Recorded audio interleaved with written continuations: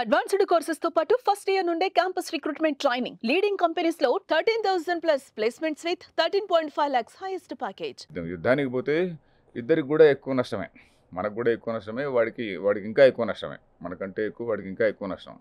But మనకు economic damage తీసుకునే అవసరం లేదని నాకు అనిపిస్తుంది. ఎందుకంటే కంట్రీలో ఏదో ఇన్వెస్ట్మెంట్ రావాలి, కొంచెం పీస్ఫుల్ అట్మాస్ఫియర్ ఉండాలి, తర్వాత కాశ్మీర్ ప్రజలు మనతో పాటు ఉండాలి. ముఖ్యంగా ఇప్పుడు కాశ్మీర్లో కూడా కాశ్మీర్ ప్రజలు మనతో పాటు ఉన్నారు అనేటువంటిది కొంతవరకు ట్రూత్ ఉంది, దానిలో డౌట్ ఏం లేదు. దాన్ని ఇంకా కొంచెం కన్సాలిడేట్ చేసుకోవాలి. కాశ్మీర్ ప్రజలు మనతో పాటు ఉండాలి, దేశంలో ఉన్నటువంటి ముస్లిం మెజారిటీ కూడా, ముస్లిం ప్రజలు కూడా, ముస్లిం ఇంటలెక్చువల్స్ మనతో పాటు ఉండాలి. ఎందుకంటే ఈ అతనెవరు, ఆ మునీర్ అనే అతను చూడండి, ఆర్మీ చీఫ్ ఉన్నాడు కదా, పాకిస్తాన్ ఆర్మీ చీఫ్, ఏమన్నాడు, మనం వేరే, హిందువులు వేరే, మనది ఒక సుపీరియర్ ఇది, హిందువులు మనం ఎప్పుడు కలిసి ఉండలేము అనేటువంటి మాట్లాడాడు. అది ఎవరికి మెసేజ్ అది? ఒట్టి పాకిస్తాన్ కాశ్మీర్ వాళ్ళకే కాదు, భారతదేశంలో ఉన్నటువంటి ముస్లింలందరికీ కూడా ఒక మెసేజ్, ఒరే మీరందరూ రెడీగా ఉండండిరా, మరి మనమందరం కూడా ఈ దేశాన్ని ఇస్లామైజ్ చేస్తాము అనేటువంటి మెసేజ్ ముందు నుంచి అంటున్నారు.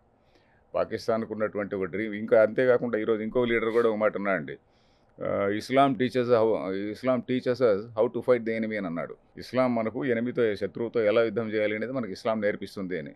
సో వాడికి మతం అనేటువంటిది యుద్ధం, ఈ జిహాద్ అనేటువంటిది ఒక ఫారిన్ పాలసీ కింద పెట్టుకున్నాడండి.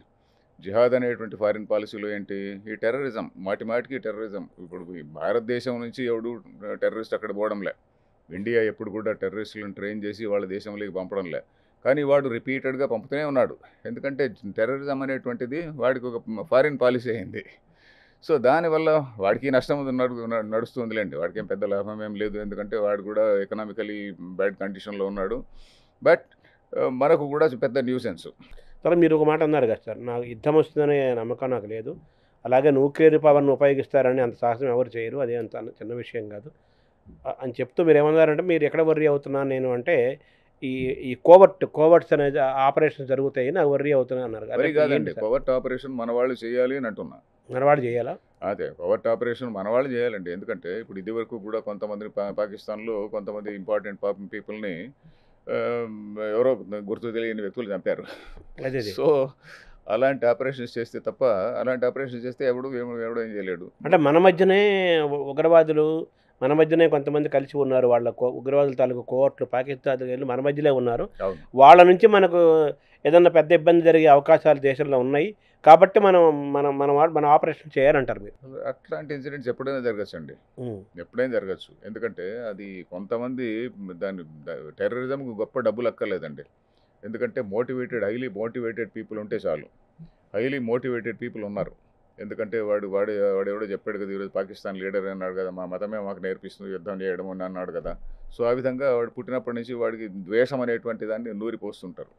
సో అలాంటప్పుడు ఐడియాలజికలీ కమిటెడ్ పీపుల్ ఉంటారు. సో అలాంటి వాడు పిచ్చోడు, వాడికి ఏ కొంచెం ఆయుధం దొరికినా కూడా ఎవడో కొట్టడానికి రెడీగా ఉంటాడు. సో కాబట్టి అట్లాంటి వాతావరణాన్ని తగ్గించడానికి మనం ప్రయత్నించాలి.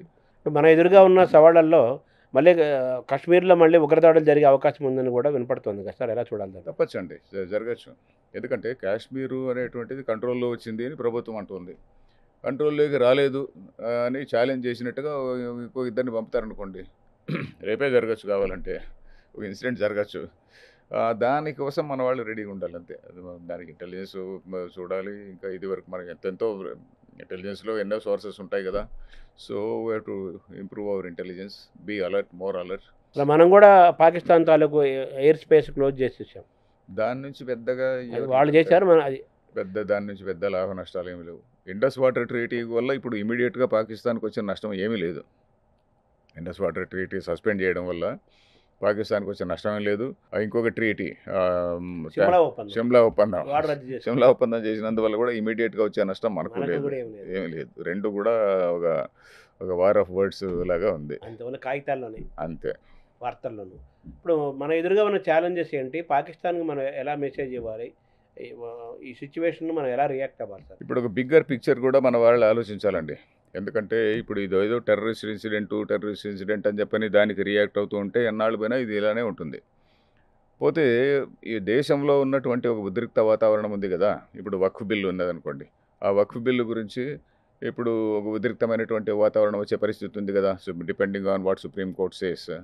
సో ఇట్లాంటి వాతావరణాన్ని తగ్గించడానికి ప్రయత్నించాలి. అంటే వక్ఫ్ బిల్ అది ఉండకూడదు అని కాదు.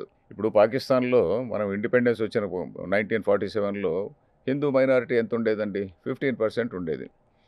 మనం ఎప్పుడైనా గానీ వాళ్ళని ప్రొవోక్ చేయాలని గానీ, ఇప్పుడు హిందూ మైనారిటీని అక్కడ వాళ్ళ స్ట్రెంగ్త్ పెంచి వాళ్ళ ద్వారా మనం మళ్ళీ పాకిస్తాన్ అంతా హిందూ మతంగా మార్చాలి అని చెప్పని మనం ఎప్పుడు ప్రయత్నించలే. వాళ్ళందరినీ కూడా పాకిస్తాన్ వాళ్ళు చంపుతున్నా కూడా మనోళ్ళు ఎవరు మాట్లాడలే. పాకిస్తాన్ వాడు వాళ్ళందరినీ కూడా చంపుతుండి, వాళ్ళని టోటల్ డిస్క్రిమినేట్ చేసి, ఇప్పుడు మనకు బీఎస్ఎఫ్ వాళ్ళు ఇలాంటి ఆఫీసర్లు చెప్పేదేందంటే, అక్కడ బార్డర్ విలేజెస్ అన్నిటిని కూడా బీఎస్ఎఫ్ వాళ్ళ దగ్గర రికార్డు కూడా ఉంటుందండి. ఆ బార్డర్ విలేజెస్‌లో పర్సెంటేజ్ ఆఫ్ పీపుల్ హిందూస్ ఉన్నారనుకోండి, ఎక్కువ మంది ఉన్నారనుకోండి. పాకిస్తాన్ గవర్నమెంట్ అప్పుడు ఎలా చేసింది? ముస్లిమ్స్ ఎవరైతే ఉన్నారో ముందుకు రండి అని ఫాలో అవుట్. ముస్లిమ్స్‌కి మాత్రమే వెల్ఫేర్ స్కీమ్స్, మిగతా వాళ్ళకి లేదు. ఆ విధంగా టోటల్ డిస్క్రిమినేషన్ చేసి పడేసింది. సుమన్ టీవీలో మీ పర్సనల్ అండ్ బిజినెస్ ప్రమోషన్స్ కోసం కింది నెంబర్కి కాంటాక్ట్ చేయండి.